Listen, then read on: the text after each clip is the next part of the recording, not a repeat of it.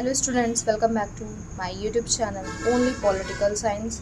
आज के इस वीडियो में हम भारत का सर्वोच्च न्यायालय इंडियन कॉन्स्टिट्यूशन में जो एक सबसे मोस्ट इम्पॉर्टेंट टॉपिक है वो है भारत का सर्वोच्च न्यायालय। तो इसके बारे में हम आज के वीडियो में हम इसके कार्यों को, सर्वोच्च न्यायालय के कार्य और इसके न्यायाधीशों की नियुक्ति कैसे होती है, सर्वोच्च न्यायालय के न्यायाधीशों की संख्या का निर्धारण कैसे होता है, तो ये सब हम टॉपिक्स को कवर करेंगे और इनसे संबंधित जो मुख्य आर्टिकल्स हैं उनको भी हम कवर करेंगे। भारत का सर्वोच्च न्यायालय भाग 5 में इसका वर्णन किया गया है। देख लीजिए आप लोग, अनुच्छेद 124 से 147 तक इसका वर्णन किया गया है। 1 अक्टूबर 1937 से में इसका गठन हुआ था। 1 अक्टूबर 1937 में इसका गठन हुआ था और उद्घाटन 28 जनवरी 1950 को हुआ था। भारत के सर्वोच्च न्यायालय का उद्घाटन। प्रकृति इसकी एकल है, इकहरी है, लोकहितवाद के जनक है। इसमें पीएन भगवती कुछ इंपॉर्टेंट टॉपिक्स हैं और प्रथम सीजेआई के बारे में बात करें तो वो सर मॉरिस गेबियर थे और भारत के स्वतंत्रता के बाद एचजे कानून। तो यहाँ पर हम सर्वोच्च न्यायालय से संबंधित कुछ आर्टिकल्स की शुरुआत करेंगे, जो कि आप लोग लिख लीजिए। 1 to 4 से शुरू होता है आर्टिकल 124 से। तो सबसे पहला जो आर्टिकल है वो ये कहता है कि भारत में सर्वोच्च न्यायालय का गठन 124(1) का एक ये कहता है कि सर्वोच्च न्यायालय का गठन कैसे होता है। तो सुप्रीम कोर्ट का गठन मुख्य न्यायाधीश एक जो होगा वो सीजेआई होगा। मुख्य न्यायाधीश इस समय कौन है, कमेंट करके आप लोग बताइए। सुप्रीम कोर्ट का गठन मुख्य न्यायाधीश एवं अन्य न्यायाधीशों को मिलाकर किया जाता है। सुप्रीम कोर्ट से संबंधित कोई भी नियम संसद ही बनाती है। कौन बनाती है? संसद ही बनाती है। और इनकी संख्या की बात करें तो संख्या का निर्धारण भी कौन करती है? संसद करती है। और संसद की इसी शक्ति का प्रयोग करते हुए न्यायाधीशों का निर्धारण किया जाता है संख्या का। और अपने आरंभिक स्वरूप में अगर हम शुरुआत की बात करें तो स्ट्रक्चर 8 था, यानी कि +1। 7 अन्य न्यायाधीश थे और एक कौन था? सीजेआई। ठीक है। बाद में इसकी संख्या बढ़ती गई और वर्तमान समय में एक मुख्य न्यायाधीश 30 अन्य न्यायाधीश थे, लेकिन अभी हाल में ही मतलब कि 23 से 24 सितंबर 2019 को इनकी संख्या संबंधित एक विधेयक लाया गया, जिसके तहत इस समय 33+1 यानी कि कुल 34 न्यायाधीश इस समय हैं। स्थान की बात करें तो नई दिल्ली सर्वोच्च न्यायालय इसकी मुख्य पीठ है, लेकिन नई दिल्ली है। और सुनवाई का समय मुख्य न्यायाधीश प्रेसिडेंट की सलाह से कहीं और भी कर सकता है सुप्रीम कोर्ट की, वो है आर्टिकल 130 में। हैदराबाद व जम्मू कश्मीर में सुप्रीम कोर्ट ने अपनी सुनवाई की है। जम्मू कश्मीर में श्रीनगर में की है। न्यायाधीशों की योग्यता संबंधित बात करें तो आर्टिकल 124 क्लॉज 3 कि वह पहला है वो भारत का नागरिक होना चाहिए। दूसरा है कि वह किसी भी हाईकोर्ट में लगातार 5 वर्ष तक न्यायाधीश हो।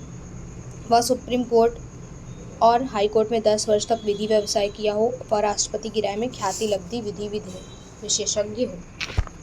योग्यता की बात करें अगर हम तो लिखते जाइए आप लोग। योग्यता की बात करें तो आर्टिकल 124 क्लॉज 3 में वह भारत का नागरिक हो, यह भी मैंने बताया, और 5 वर्ष तक वह किसी में न्यायाधीश रहा हो हाई कोर्ट में। ठीक है। नियुक्ति की बात करें तो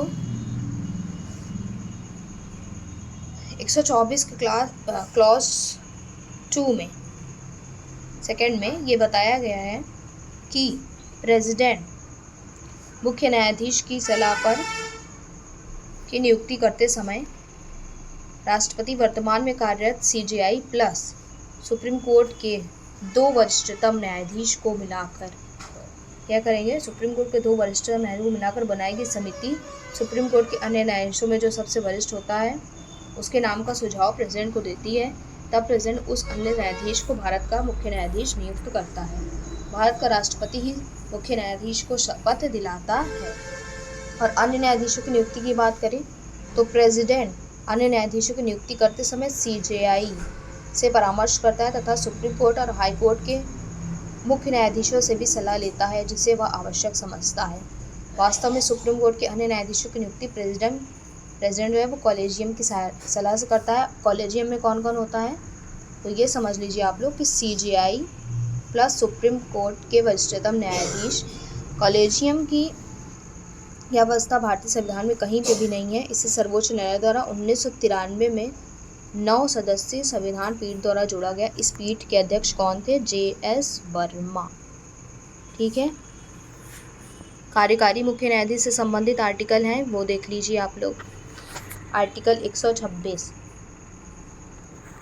इसमें क्या है, इस अनुच्छेद के तहत जब भारत का CJI यानी कि मुख्य न्यायाधीश लंबे समय तक विदेश यात्रा पर हो और या असमर्थ हो या असाध्य रोग से पीड़ित हो गया हो या महाभियोग के द्वारा उसे हटा दिया गया हो, तो या स्वेच्छा से इस्तीफा दे दिया हो आर्टिकल 126 के तहत, तो ऐसी स्थिति में भारत का जो प्रेसिडेंट होगा सुप्रीम कोर्ट में कार्यरत किसी भी अन्य न्यायाधीश को कार्यवाहक मुख्य न्यायाधीश नियुक्त कर सकता है।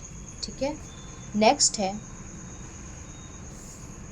तदर्थ न्यायाधीश। आर्टिकल 127, भारत का राष्ट्रपति सुप्रीम कोर्ट में प्रेसिडेंट होगा, वो सुप्रीम कोर्ट में तदर्थ न्यायाधीश को नियुक्त करने के लिए मुख्य न्यायाधीश की अनुमति देता है। ठीक है, इसके बाद मुख्य न्यायाधीश जो होगा वो सुप्रीम कोर्ट में कार्य करने के योग्य हाई कोर्ट के न्यायाधीशों को तदर्थ न्यायाधीश के रूप में नियुक्त करता है। वह हाई कोर्ट के उन न्यायाधीशों को तदर्थ न्यायाधीश नियुक्त करता है जिनके नाम का सुझाव हाई कोर्ट का मुख्य न्यायाधीश देता है। ठीक है, तदर्थ न्यायाधीश जो होते हैं वो क्या होते हैं, वो न्यायाधीश सुप्रीम कोर्ट के पूर्णकालिक न्यायाधीश के समान अधिकार एवं शक्तियाँ रखते हैं। तो यहाँ पर हम कुछ और आर्टिकल्स इनसे संबंधित समझ सकते हैं।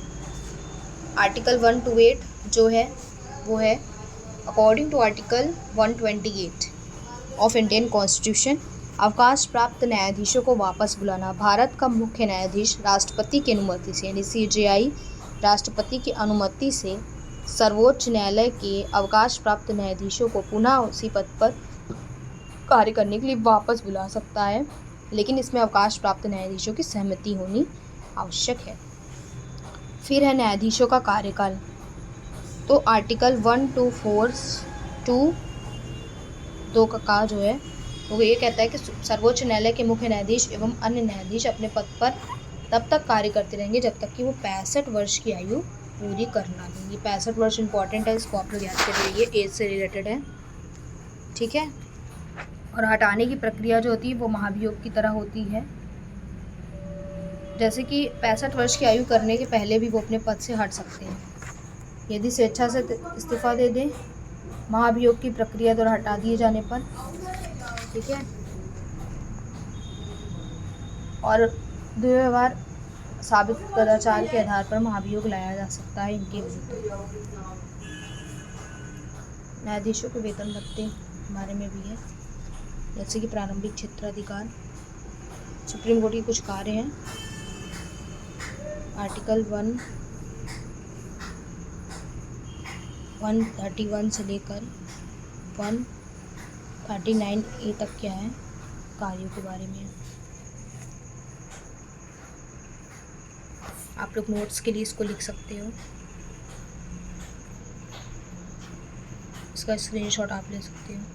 ये सब मैंने बताया अभी कि भाग 5 में अध्याय 6 में इसके बारे में है।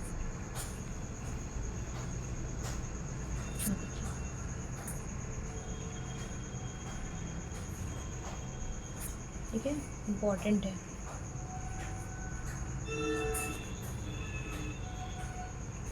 संगठन की बात करें तो ये है, वर्तमान में 21 से 24 कर दी गई है, ये भी मैंने आपको बताया अभी।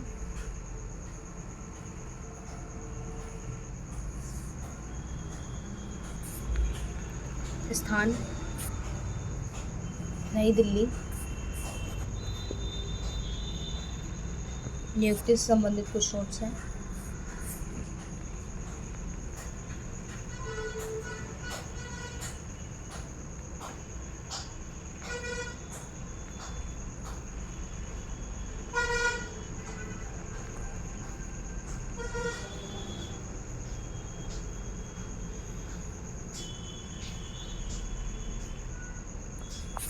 कार्यकारी मुख्य न्यायाधीश मुख्य न्यायाधीश ये हैं।